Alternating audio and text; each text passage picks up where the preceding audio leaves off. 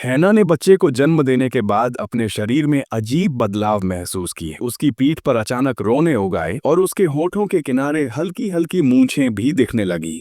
दांत भी पहले से तेज और नुकीले हो गए थे। शुरू में उसने इन सब बातों पर ज्यादा ध्यान नहीं दिया, लेकिन एक घटना ने उसकी सोच बदल दी। एक दिन वह अपने बेटे के साथ पार्क में खेल रही थी, तभी कुछ छोटे कुत्ते अचानक उसके चारों ओर आ गए। हैना को देखकर वे इतने ज्यादा उत्साहित हो गए मानो अपनी ही किसी साथी को पहचान लिया हो। हैना ने इस बारे में ज्यादा नहीं सोचा, लेकिन एक दिन उसके शरीर पर एक अजीब सा फोड़ा उभर आया। उसने सुई से उसे फोड़ा फोड़ा और हैरानी की बात यह थी कि उसमें से लगभग 30 सेंटीमीटर लंबा रेशेदार पदार्थ निकला। इसी के साथ उसकी सूंघने की शक्ति भी बहुत तेज हो गई थी। वह अब साधारण चीजों में भी कई तरह की खुशबुएं अलग अलग पहचान सकती थी, जैसे एक साधारण चीज से भी 8 तरह के मसालों की खुशबू निकाल सकती थी। अब हैना को शक होने लगा कि कहीं वह सचमुच कुत्ते में तो नहीं बदल रही है, जैसे उसकी माँ के साथ हुआ था। उसे याद आया कि बचपन में उसने अपनी माँ को आधी रात को एक जानवर में बदलते देखा था और फिर वह रात के अंधेरे में गायब हो गई थी। उसी रात घर के बाहर अचानक कुत्तों के भौंकने की आवाजें आने लगी। हैना बाहर निकली तो वही पार्क वाले छोटे कुत्ते वहां मौजूद थे। पहले तो उसे लगा कि ये कुत्ते खेलने आए हैं, लेकिन जल्द ही उसे अजीब सा एहसास हुआ। वह इस सब को सपना समझकर बेटे से मजाक करने लगी। तभी उसका बेटा एक मरी हुई चूहिया को लेकर घर में घुस आया। हैना दौड़ती हुई दरवाजे तक गई तो देखा कि वहां जानवरों की लाशों का ढेर लगा हुआ था। इस वक्त उसे समझ में आ गया कि बीती रात जो कुछ भी हुआ था वह सपना नहीं था। ये जानवर वही थे जिन्हें वह और वे कुत्ते मिलकर पकड़ कर लाए थे। हैना कभी एक शानदार कलाकार और एक आर्ट गैलरी की मालिक थी, लेकिन बेटे के जन्म के बाद उसने अपना करियर छोड़ दिया था ताकि पूरी तरह बेटे की परवरिश कर सके। घर का सारा खर्च अब केवल उसके पति के ऊपर था, जो महीने में बस कुछ दिन ही घर आता था। बाकी समय वह बाहर रहता था। धीरे धीरे हैना का शरीर भी बदलने लगा। उसकी ऊर्जा खत्म होने लगी, आंखों में चमक गायब हो गई। एक दिन जब बेटे की स्कूल मीटिंग में वह गई तो उसने देखा कि बाकी माएं भी उसी की तरह थी, बच्चों के सामने हंसती हुई लेकिन अकेले में थकी और मायूस। उसका पति जो जब तब घर आता था बस बातें करता कि वह मदद करेगा, लेकिन हकीकत में हैना को ही सब कुछ करना पड़ता था। एक दिन उसने देखा कि उसका पति मोबाइल खेल रहा है और बेटे को बाथटब में अकेला छोड़ दिया है। गुस्से में हैना ने तौलिया उसके चेहरे पर फेंक मारी। हैना की जिंदगी अब बस बेटे के इर्द गिर्द घूमती थी। उसका खुद का वजूद कहीं खो गया था, लेकिन जब उसे अपने शरीर में इन कुत्ते जैसे बदलावों का पता चला तब उसे लगा कि शायद यह एक आजादी का रास्ता है। सच्चाई जानने के लिए हैना लाइब्रेरी गई और वहां महिला लाइब्रेरियन से पूछा कि क्या महिलाओं के जानवरों में बदलने के बारे में कोई किताब है। लाइब्रेरियन एक पल को झिझकी, फिर एक किताब लाई, मिथकीय महिला संगठन। किताब में लिखा था कि प्राचीन काल में एक रहस्यमयी जाति की महिलाएं होती थीं, जो बच्चे पैदा करने के बाद विशाल पक्षियों में बदल जाती थीं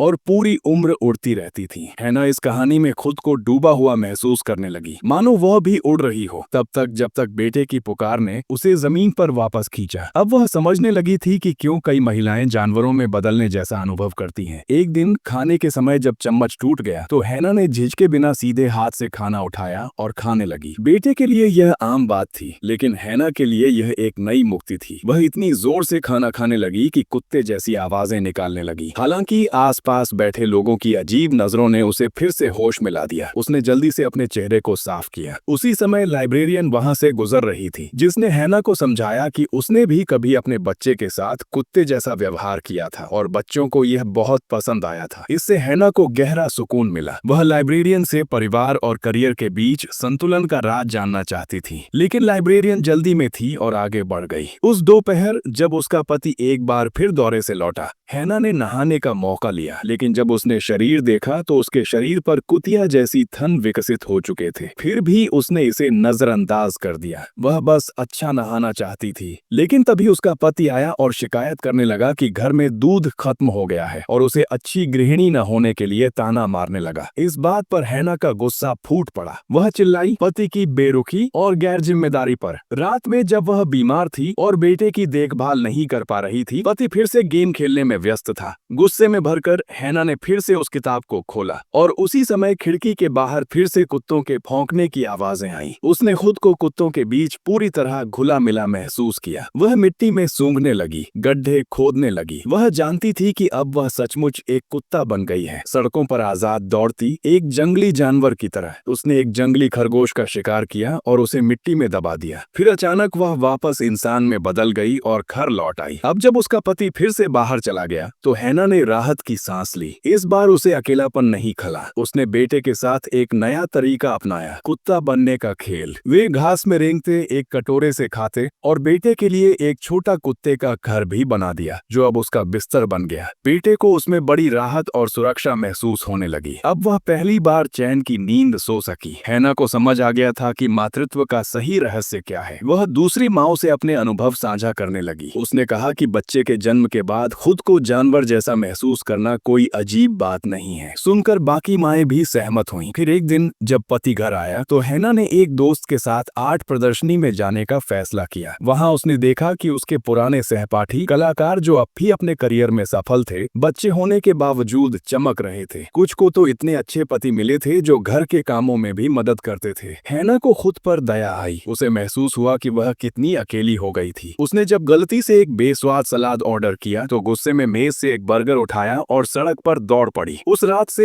हैना ने हर रात कुत्ते में बदलकर आजादी के पल चुराने शुरू कर दिए। लेकिन एक दिन जब वह दूसरे कुत्तों के साथ खेल रही थी, उसे अचानक याद आया कि घर पर उनकी पालतू बिल्ली भी थी। घबराकर वह घर पहुंची तो देखा कि बिल्ली मरी पड़ी है। यह बिल्ली उसके पति की सबसे प्यारी थी। हैना ने महसूस किया कि उसकी आजादी कहीं न कहीं दूसरों के नुकसान की कीमत पर आ रही थी। पति गुस्से में था। उसने हैना से पूछा कि उसने उसे पहले क्यों नहीं बुलाया। इस बात ने हैना को और भड़का दिया। उसने चिल्लाकर सब कुछ कह दिया, कैसे उसने अपनी आर्ट छोड़ी, अपने सपने छोड़े और बदले में क्या मिला। पति सिर्फ चुपचाप सुनता रहा। उसे भी अब एहसास होने लगा था कि हैना कितनी अकेली थी। बातें बढ़ती गईं और आखिरकार हैना ने तलाक की मांग कर दी। पति ने पूछा कि क्या वह मातृत्व पर पछता रही है। हैना ने मना कर दिया। उसने कहा बस वह अब तक संतुलन नहीं बना पाई थी। अब पति बाहर चला गया। हफ्ते के अंत में बेटा उसके साथ रहता और हैना के पास खुद के लिए वक्त होता, पेंटिंग के लिए, दौड़ने के लिए, दोस्तों से मिलने के लिए। धीरे धीरे उसका शरीर फिर से सामान्य हो गया। अब उसे उस किताब की जरूरत नहीं रही। जब वह किताब लौटाने लाइब्रेरी गई तो उसे पता चला कि वो किताब तो कभी अस्तित्व में थी ही नहीं। लाइब्रेरियन ने मुस्कुराते हुए कहा, तुम्हारी आंखों में फिर से चमक आ गई है। तुमने खुद को फिर से खोज लिया है। मैं तुम पर गर्व करती हूँ। पति भी अब खुद को बदलने लगा था। बेटे के साथ वक्त बिताकर उसे भी घर की कठिनाइयों का एहसास होने लगा था। आखिरकार हैना ने एक नई आर्ट प्रदर्शनी की जिसमें उसने मातृत्व के संघर्ष और सुंदरता को दर्शाया। प्रदर्शनी को लोगों ने खूब सराहा। लाइब्रेरियन भी वहां आई। हैना को अब एहसास हुआ कि वह लाइब्रेरियन शायद उसकी कल्पना का हिस्सा थी, उसकी खुद की आत्मा जो उसे रास्ता दिखा रही थी। पति और हैना में भी धीरे धीरे रिश्ते सुधरने लगे। अब उन्होंने मिलकर परिवार और करियर के बीच संतुलन बना लिया था।